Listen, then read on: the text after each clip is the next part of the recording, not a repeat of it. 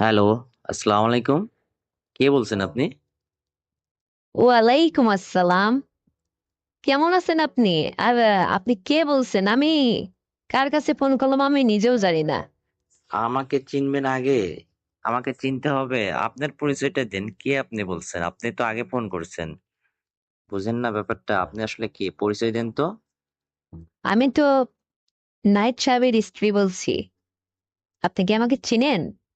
আর শুনুন, আপনি যেই হন না, আপনার নাম্বারটা এখানে সেভ করা। আমি আসলে বিদ্যুৎ বিল দিতে হবে তো, আমি এই জন্য কাউকে মনে করে আরকি ফোন করছিলাম। তো আপনি কে? একটু পরিচয় দিবেন ভাই? পরিচয় দিলে একটু খুশি হতাম। ও, আপনি নাহিদ সাহেবের স্ত্রী? ও তো আমার ফ্রেন্ড। তো এখন কোথায়? অনেকদিন তো দেখা সাক্ষাৎ হয় না। অনেকদিন আগে ওর সঙ্গে আমার কথা হয়েছিল। তো এখন কোথায় থাকে? বাসায় আছে? না, না, ও তো গত বছর একটা ভাবে অস্ট্রেলিয়া গেছে। অস্ট্রেলিয়া চলে গেছে আজ ১ বছর হলো। বাসায় নাই। তো আমার তো আর বড় ছেলে-মেয়ে নাই। একটা ছোট্ট বাবু আছে।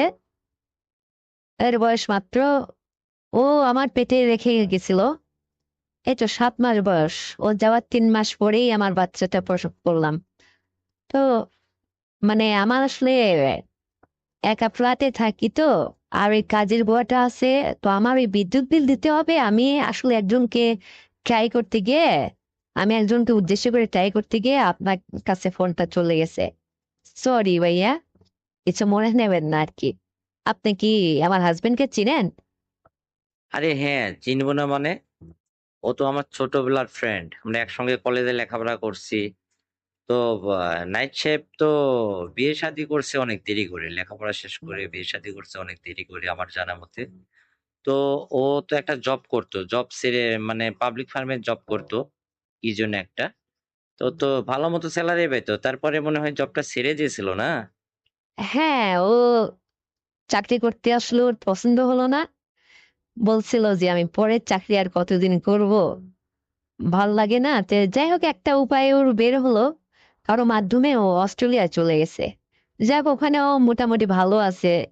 ঠিকঠাক মতো ফোন করে যোগাযোগ করে, ভিডিও কলে কথা হয়। যাক, মোটামুটি ভালো আছে। একটা ভালো পজিশনে আছে। তো আপনি যখন নাইট শিফটকে এত চেনেন এবং তার কাছের বন্ধু আপনি, আপনি যেই হন না, আমি তো আপনাকে দেখি নাই। আপনাকে দেখবো। আপনি একদিন আমার বাসায় দাওয়াত নেন। কবে আসবেন বলেন? আসবেন তো? হ্যাঁ, যাব না কেন? তবে আপনিই বলেন না আমি কবে আসবো? আপনি যেদিন দাওয়াত করে বলবেন দিনটা ঠিক করেন। আমি ঠিক আপনার বাসায় চলে আসবো। আসবো না কেন? তাহলে আগামী শুক্রবারে আসেন। শুক্রবারে আসলে ভালো হয়। আপনাকে একটু আপ্যায়ন করবো, খাওয়াবো। আচ্ছা বলুন তো, আহ আপনি আমার নাম্বার কোথায় পেলেন? মানে নাইট শিফট থাকতে কি আপনার সঙ্গে ফোনে কথা হতো? হ্যাঁ, মাঝে মধ্যেও ফোন করলে কথা হতো। যেহেতু আমার কলেজ লাইফের ফ্রেন্ড, কথা তো হতই। আর এইজন্য নাম্বারটা সেভ করা হতো। এখন তো অনেকদিন বাদেও আমার সঙ্গে আর যোগাযোগ নাই। আর এই নাম্বারটা আপনি ইউজ করছেন, এটাও তো আমি জানি না। যাই হোক, কেন? কোন সমস্যা? আরে না, সমস্যা হবে কেন? আমি এমনি জিজ্ঞেস করছি তাই। যেহেতু আপনি নাইট সাহেবের ফ্রেন্ড, সেক্ষেত্রে আপনার সঙ্গে কি আর আমি অন্য আচরণ করতে পারি? আমি সে এমনি বলছি। সমস্যা হবে কেন? এভাবে বলছেন কেন? আপনি আসলে ও থাকলেও তো আপনাকে আপ্যায়ন করতো। সেই জায়গা থেকে আর কি আমি আপনাকে আপ্যায়ন করব বা আপনার সঙ্গে আমি একটা সুসম্পর্ক রাখবো। তো আসলে পারে তারপরে মায়া হবে, কথা হবে। হাসেন না। কেমন কথা বলেন না আপনি? হাসেন। তাই? হ্যাঁ, দাওয়াত যখন করছেন যাবোই তো। কি ব্যাপার? গেলে কি আমাকে খুব আপ্যায়ন করবেন নাকি? হ্যাঁ? আর শোনুন, নাইট চাপ নাই। আপনার বিয়ের বয়সও তো বেশি দিন হয় নাই। একা থাকেন কেমন করে? কষ্ট হয় না? না, মানে আমি সেভাবে বলছি না। অ্যা সংসারের আসলে একটা গার্ডিয়ান ছেলেমানুষ না থাকলে কেমন হয় না?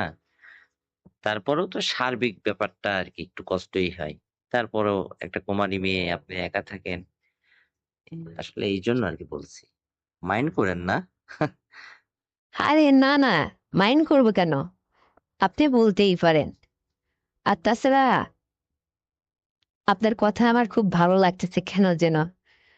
আপনি মাঝে মধ্যে এমনি আমাকে ফোন করবেন, কিন্তু কথা বলবেন। আসলে আমি তো সবসময় কারোর সাথে কথা বলি না, একা একা লাগে। যদি আপনার কোনো আপত্তি না থাকে তাহলে মাঝে মধ্যে আমাকে একটু ফোন করে কথা বলবেন, বিশেষ করে রাত্রে একটু কথা বলবেন, আমি সময় দিব, কথা বলবো। ঠিক আছে? আরে নায়েব সাহেব তো তাও একটা সুন্দরী স্ত্রী পেয়েছে, রমণী পেয়েছে। আর আমি যে আজ পর্যন্ত বিয়েই করলাম না। একলা একটা জীবন কাটাচ্ছি। তারপরেও নায়েব সাহেব কি আমাকে তার স্ত্রীকে কি বুঝিয়ে দিয়ে গেল নাকি? ব্যাপারটা বুঝতে পারছি না। কি হচ্ছে এসব? কি বললেন আপনি? আহ কেন, সমস্যা আছে নাকি? ভয় লাগে আপনার? আরে বাবা, ঘাড়ে চেপে বসবো না, একটু সময় দিলেই হবে, বোঝেন না? এত ছেলে মানুষ এত বোকা হয় আর এত ভীতি হলে চলে? আমি কি এমন করছি, কি এমন বলবো আপনাকে যে ভয় লাগছে? একটু মাঝে মধ্যে ফোন করতে বলছি, কথা বলবো। কেন, মেয়ে মানুষের সঙ্গে কথা বলতে আপনার বুঝি ভালো লাগে না? ভালো লাগে না? আসলে আমি ব্যাপারটা ওইভাবে বলছি না। আপনার সঙ্গে কথা বলতে গিয়ে যদি নায়েব সাহেব যেকোনোভাবে জেনে যায়, তাহলে কি হবে? আমি এইটা ভাবছি আরকি। বুঝেন না? আরে দূর বাবা, ভয় কিসের? আমি আছি না, আমি সব ম্যানেজ করে নিব। তো হলে চলে, সব আমি ম্যানেজ করব, সমস্যা নাই। আহ কেন, আমার সাথে কি কথা বলতে, সম্পর্ক রাখতে আপত্তি আছে আপনার? বলেন, আপত্তি করেন না। কারণ একটা মেয়ে মানুষ তো বোঝেনি তো। আর আমি আসলে কি বলতে চাইছি এটা ক্লিয়ার বলে নি। মাঝে মধ্যে আপনি আমাকে একটু সময় দিবেন, আমার বাসার এটা সেটা প্রয়োজন হলে আমি আপনাকে টাকা দেব, সেটা করে দিবেন। আর আমি তো যে কয়দিন আপনি বিয়ে শাদী না করেন, ঠিক সে কয়দিন আপনাকে বন্ধুর বউ না আমি, সেভাবে আপনার সঙ্গে আর কি মিশে থাকবো। বুঝতে পারছেন জনাব?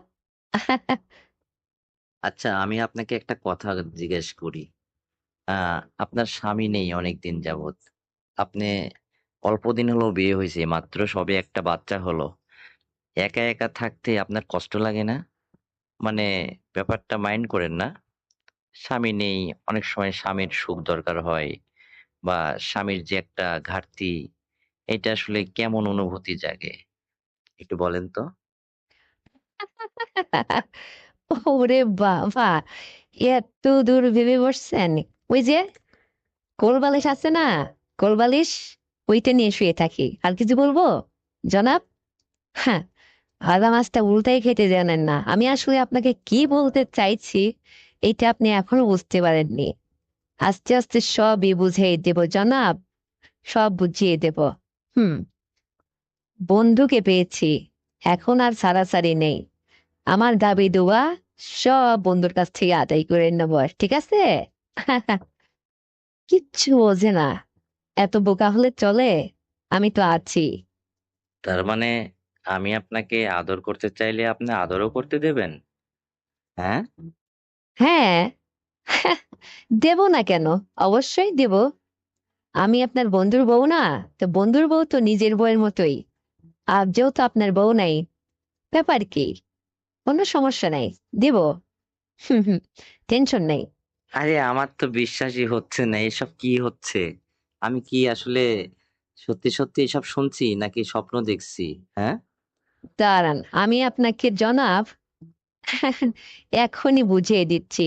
উম উম উম হয়েছে জনাব, একটু স্যাম্পল দিলাম, বাকিটা আরো দিব রাত্রে। আবার আমার ইমো নাম্বারটা আছে, একটু পরে আপনাকে দিব, হ্যাঁ?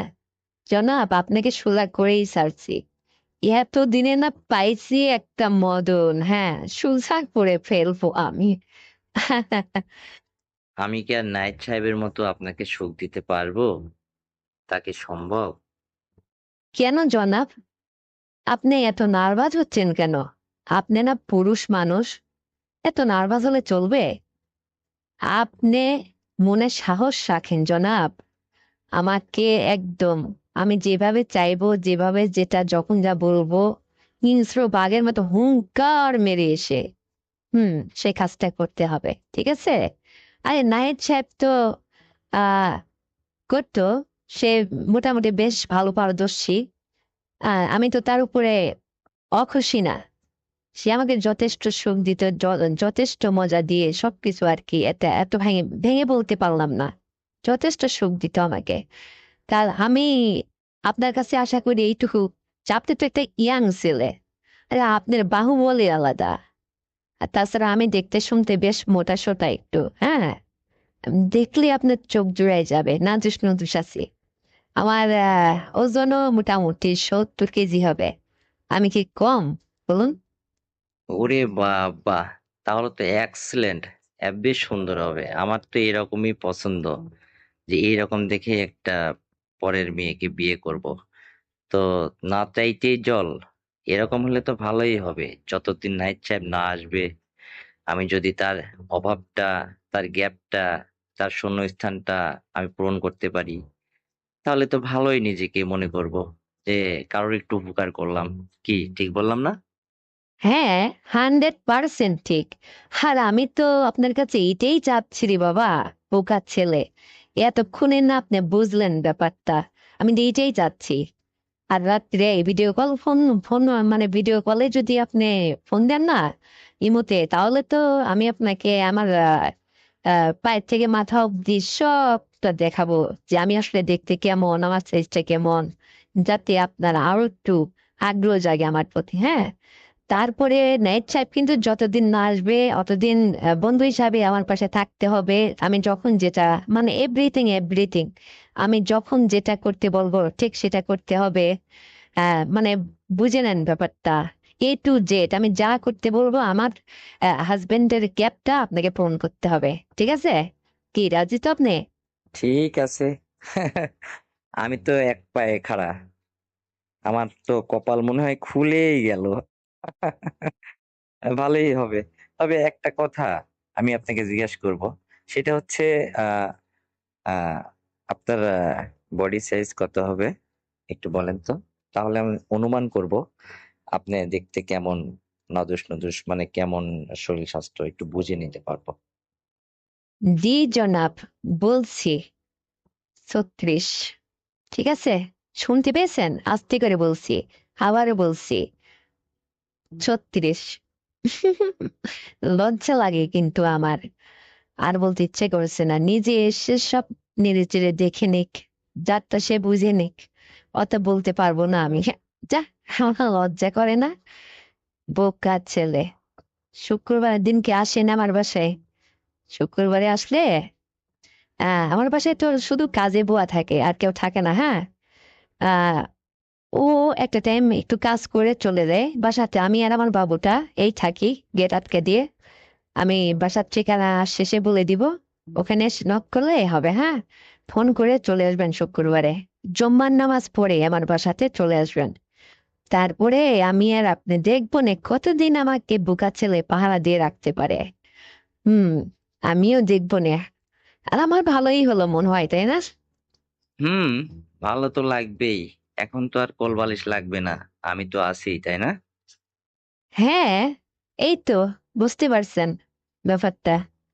আমি কেন আপনি থাকতে কোলবালিশ ব্যবহার করব, হ্যাঁ? বুঝেন না এটা? নাইট সাহেবের যে গ্যাপ আছে, গ্যাপটা আপনাকে দিয়ে পূরণ করব। আচ্ছা, শুক্রবারের দিন কি যদি আমি আপনাকে আমার বাসাতে রেখে দিই, তাহলে কি আপনার কোনো আপত্তি আছে, জনাব? বলেন তো। আরে না না, আপত্তি থাকবে কেন? এটা তো আরো আমার জন্য খুশির সংবাদ। কারণ আমার তো আসলে এখন এরকমটাই প্রয়োজন, বয়সটা তো এটাই। ঠিক আছে, তাহলে শুক্রবার দিন কিন্তু অবশ্যই আমি আসবো। যে লোভ দেখাইছেন আপনি, আমার তো আর শুক্রবারটা কবে আসবে এটাই তো আর দেরি হচ্ছে না। ঠিক আছে, আসবো নি আমি। আর শোনেন, ওই একটু পরে আমাকে কল করে আপনার ইমো নাম্বারটা দেন, ওইটা আমি অ্যাড করে নিয়ে আমি আপনাকে ফোন করে রাত্রে একটু ভিডিও কলে কথা বলবো নে। আর শুক্রবারে কিন্তু অবশ্যই অবশ্যই আমি আসতেছি, হ্যাঁ। ভালো থাকবেন, তা রাখতেছি, ঠিক আছে? আচ্ছা, ঠিক আছে জনাব, আমি আপনার অপেক্ষায় থাকবো। আর হ্যাঁ, অবশ্যই আজকে রাত্রে কিন্তু ফোন দিবেন, আপনার সঙ্গে আমার কথা আছে। আমি আরেকটু আকর্ষণের কিছু আপনাকে দেখাবো। যাতে আপনার শুক্রবারে মিস না করেন। ঠিক আছে জনাব? তো ঠিক আছে, রাখতেছি এখন, হ্যাঁ? ওকে, আল্লাহ হাফেজ।